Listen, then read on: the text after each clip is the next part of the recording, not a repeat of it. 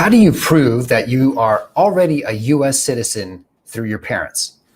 I'm Erick Widman. I'm an immigration lawyer, and we're looking at that question today, proving that you already have acquired or derived U.S. citizenship. And the easiest way, the starting point, is to first check if you were actually born in the U.S., because we hold to birthright citizenship. And if you were born here, you're a U.S. citizen, or if you were born in a U.S. territory, such as Puerto Rico, Virgin Islands, Northern Mariana Islands, or Guam, you are also already a U.S. citizen. And the way to prove that is through a birth certificate. So every territory, every state should be issuing you a birth certificate. And those who are near the southern border sometimes have a difficult time coming up with a birth certificate, even though you were born in the US. So that can be tricky and problematic, especially if you were not born in a hospital, a midwife, which has become increasingly popular these days, holistic medicine. If you were born that way and you don't have an official birth certificate, it can get tricky. But otherwise, proving your US citizenship, that you automatically received it, is as easy as showing your US birth certificate. But let's say you were born outside the US and both your parents were US citizens. This situation is more straightforward and usually simply requires going to a consulate and getting a CRIBA, consular report of birth abroad. So there are some situations where you might think your parent's a US citizen and maybe is not, maybe didn't spend enough time physically present in the US.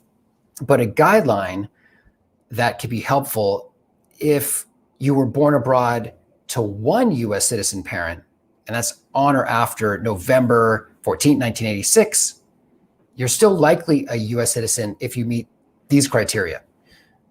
One of your parents was a US citizen when you were born. Your US citizen parent lived at least 5 years in the US before you were born, and at least 2 of the 5 years in the US were after your US citizen's 14th birthday. So you're gonna have to go down systematically, look at all the criteria there. And the law is saying, really, if your parent was super young, not over 14, when he or she lived here, that can be a problem. So if you believe that you've acquired citizenship automatically this way based upon who your parents are, you don't want to file Form N-400. That's an application to apply for citizenship. If you're already a US citizen, you don't want to file that. It will get rejected by USCIS. And instead, what you want to do is file Form N-600. And that's a certificate of citizenship form, which they unfortunately raised the price for last year.